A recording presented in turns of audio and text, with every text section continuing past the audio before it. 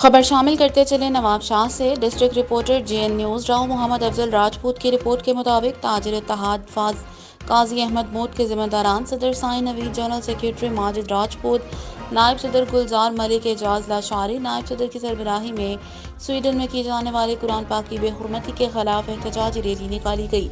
एहतजाजी rally काजी अहमद मोड़ के और मुख्तलिफ मकामात से होते हुए national press club Nawab Shah पहुंची और एहतजाजी मुजाहरा करते हुए शदीद नारेबाजी की गई। इस मौका पर एहतजाजी रैली के शुरका और मुजाहिरीन ने मीडिया से बातचीत करते हुए कहा कि स्वीडन में कुरान पाक की बेहुरमती के अमल से उम्मत मुस्लिमा के जज्बात मजरूह हुए हैं। इस गुस्ताखाना अमल में मुलविस मुल्जिमान को इबरतनाक सजा दी जाए और हुकूमत से मुतालबा करते हुए कहा कि अक़वाम मुत्तहदा और IC के जरिए मलऊन गुस्ताख की सजा के लिए सफारती सतह पर आवाज़ बुलंद करें।